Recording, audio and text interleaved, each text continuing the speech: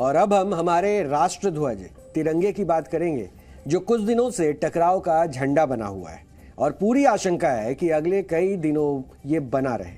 विषय आपको पता ही है कि भारत अपनी आज़ादी के 75 वर्ष पूरे होने पर अमृत महोत्सव मना रहा है और सरकार ने इस मौके पर हर घर तिरंगा नाम से राष्ट्रीय कार्यक्रम रखा है और इस कार्यक्रम के तहत 13 अगस्त से 15 अगस्त तक देश के 20 करोड़ घरों पर तिरंगा लहराया जाना है। लेकिन इस मुद्दे पर लगातार राजनीति हो रही है। जो तिरंगा सबका है उस पर तेरा तिरंगा मेरा तिरंगा किया जा रहा है और यही राजनीति वर्तमान को छोड़कर आज 75 साल फ्लैशबैक में चली गई। बहस यहां पहुंच गई कि आजादी के वक्त कौन तिरंगे के साथ था और कौन नहीं था। राहुल गांधी को सरकार के हर घर तिरंगा कार्यक्रम से जुड़ने में आपत्ति है, इसलिए कल दिल्ली में सरकार ने सांसदों की बाइक रैली का आयोजन रखा तो ना राहुल गांधी खुद उसमें पहुंचे, ना कांग्रेस का कोई सांसद पहुंचा। लेकिन राहुल गांधी को तिरंगे के नाम पर खुद राजनीति करने से कोई आपत्ति नहीं है।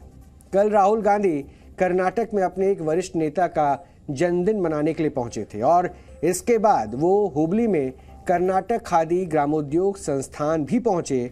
यहां उन्होंने खादी के तिरंगे झंडे के साथ कई फोटो खिंचवाए, खादी की दशा पर चिंता भी जताई, लेकिन इसके बाद इस तिरंगे के साथ खिंचवाई फोटो का इस्तेमाल अपने राजनीतिक एजेंडे के लिए भी कर लिया। राहुल गांधी ने इस फोटो के साथ एक ट्वीट किया और एक फेसबुक पोस्ट लिखी। इसमें उन्होंने प्रधानमंत्री नरेंद्र मोदी और आरएसएस पर निशाना साधा और उन्होंने ट्वीट में लिखा कि कर्नाटक खादी ग्रामोद्योग के सभी साथियों से मिलकर बहुत खुशी हुई। इतिहास गवाह है, हर घर तिरंगा मुहिम चलाने वाले उस देशद्रोही संगठन से निकले हैं जिन्होंने 52 सालों तक तिरंगा नहीं फहराया। आजादी की लड़ाई से ये कांग्रेस पार्टी को तब भी नहीं रोक पाए और आज भी नहीं रोक पाएंगे। और इसके बाद राहुल गांधी की फेसबुक पोस्ट भी देखें, जिसकी पहली लाइन में उन्होंने तिरंगा बुनने वाले कामगारों से मिलने पर खुशी जताई, लेकिन पोस्ट की दूसरी लाइन में फिर एजेंडे पर वो चले आए और उन्होंने लिखा कि तिरंगे को हमेशा ऊंचा रखने के लिए लाखों देशवासियों ने अपनी प्राणों की आहुति दी, लेकिन एक संगठन ने तिरंगे को अपनाने से हमेशा मना किया। 52 सालों तक नागपुर में अपने मुख्यालय पर तिरंगा नहीं फहराया, लगातार तिरंगे को अपमानित किया और आज उसी संगठन से निकले हुए लोग तिरंगे का इतिहास बता रहे हैं, हर घर तिरंगा मुहिम चला रहे हैं। यहां उसी संगठन से निकले लोग लिखकर राहुल गांधी का सीधा इशारा प्रधानमंत्री नरेंद्र मोदी पर था और ये सब जानते हैं कि प्रधानमंत्री मोदी वर्षों तक आरएसएस के प्रचारक रहे हैं। राहुल गांधी ने हर घर तिरंगा मुहिम को लेकर उन्हें प्रचार में डूबा रहने वाला बताया और इसी पोस्ट में आगे 3 सवाल भी पूछे। उन्होंने पूछा 52 सालों तक आरएसएस ने अपने मुख्यालय पर तिरंगा क्यों नहीं फहराया।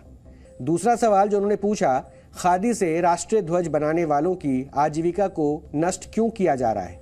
तीसरा सवाल जो उन्होंने पूछा, चीन से मशीन निर्मित पॉलिस्टर झंडे के आयात की अनुमति क्यों दी गई।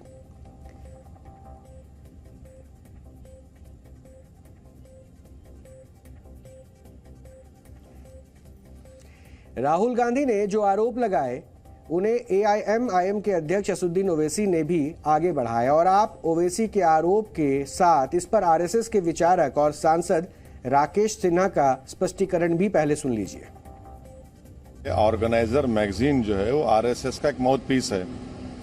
उनके इशू है 1947 17 जुलाई को उन्होंने ये कहा था कि इस बात का डिमांड किया था कि देश का नेशनल फ्लैग भगवा होना चाहिए।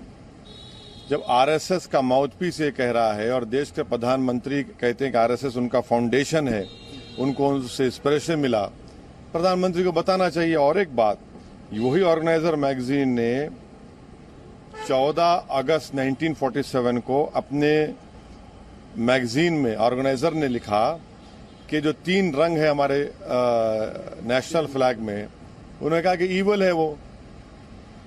तो प्रधानमंत्री को और भाजपा को बताना चाहिए ये इन्होंने जो कहा है वो सही है या गलत है। ये हमारा सवाल है उनसे।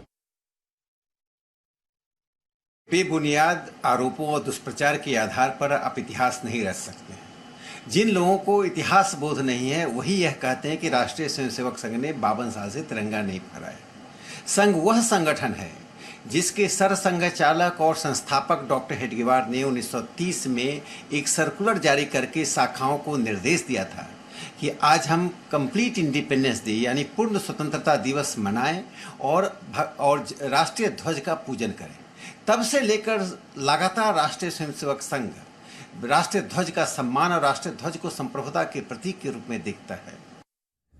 वैसे तिरंगे को लेकर आरएसएस पर जब उंगली उठाई जाती है तो सबसे पहले यही पूछा जाता है कि उसने 52 साल तक अपने नागपुर हेडक्वार्टर पर तिरंगा क्यों नहीं फहराया।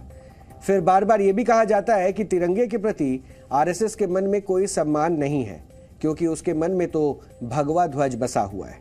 ये भी आरोप लगाए जाते हैं कि राष्ट्रीय स्वयंसेवक संघ आजादी के बाद लाल किले पर तिरंगे की जगह भगवा ध्वज को देखना चाहता था और ऐसा नहीं हुआ, इसलिए वो वर्षों तक तिरंगे को स्वीकार नहीं कर पाया। जबकि राष्ट्रीय स्वयंसेवक संघ का कहना है कि ये एक निरंतर गढ़ा गया दुष्प्रचार है जिसका कोई आधार नहीं है। इस बारे में आपको आरएसएस के सर संघ चालक मोहन भागवत का वो संबोधन सुनना चाहिए जो उन्होंने वर्ष 2018 में दिल्ली के विज्ञान भवन में दिया था। इसमें मोहन भागवत ने तिरंगे और भगवा ध्वज के बीच किसी तरह के द्वंद्व को खारिज किया था और कांग्रेस के पहले अधिवेशन से जुड़ा एक किस्सा भी सुनाया था। तिरंगे झंडे के जन्म से उसके सम्मान के साथ संघ का स्वयंसेवक जुड़ा है। मैं आपको सत्य कथा बता रहा हूं। निश्चित होने के बाद उस समय तो चक्र नहीं था, चरखा था ध्वज पर। पहली बार फैजपुर के कांग्रेस अधिवेशन में उस ध्वज को फहराया गया। 80 फीट ऊंचा ध्वज स्तंभ लगाया था। नेहरू जी उसके अध्यक्ष थे। तो वो बीच में लटक गया, ऊपर पूरा जा नहीं सका और इतना ऊंचा चढ़ के उसको सुलझाने का साहस किसी का नहीं था।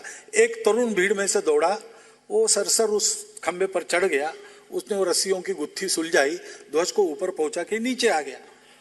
तो स्वाभाविक लोगों ने उसको कंधे पर लिया, नेहरू जी के पास ले गए। नेहरू जी ने उसकी पीठ थपथपाई और कहा कि तुम आओ शाम को खुले अधिवेशन में, तुम्हारा अभिनंदन करेंगे। लेकिन फिर कुछ नेता आए, कहा कि उसको मत बुला, वो शाखा में जाता है। जलगांव में फैजपुर में रहने वाले श्री किशन सिंह राजपूत नाम के वो स्वयंसेवक थे। उस समय 5 वर्ष या 6 वर्ष पहले उनका देहांत हो गया, वृद्ध हो गए। डॉक्टर हेडगेवार को पता चला, डॉक्टर हेडगेवार प्रवास करके गए। डॉक्टर हेडगेवार ने उनको एक छोटा सा लोटा चांदी का छोटा सा पुरस्कार के रूप में भेंट दिया, उसका अभिनंदन किया। तब से पहली बार फहराया गया, तब से इसके सम्मान के साथ स्वयंसेवक जुड़ा है।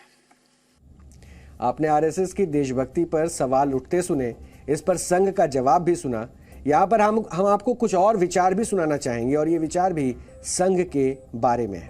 पहला विचार राष्ट्रपिता महात्मा गांधी का है, जिन्होंने आरएसएस को संबोधित एक पत्र में कहा था, आरएसएस एक सामाजिक कार्यों में मैं राष्ट्रहित देख रहा हूँ। व्यक्तिगत चरित्र ध्येय के प्रति प्रतिबद्धता है और इस कार्य में आपको सफलता ना मिलने का प्रश्न ही नहीं उठता। देश के पहले प्रधानमंत्री पंडित जवाहरलाल नेहरू ने कहा था, मेरी पार्टी का संघ के साथ वैचारिक मतभेद हो सकता है, लेकिन जब देश संकट में हो तो हम सबको एकजुट होकर काम करना चाहिए। लोकनायक जयप्रकाश नारायण ने एक बार कहा था, संघ के स्वयंसेवकों की देशभक्ति किसी प्रधानमंत्री से कम नहीं है। अगर जनसंघ फांसीवादी है तो मैं भी फांसीवादी हूँ।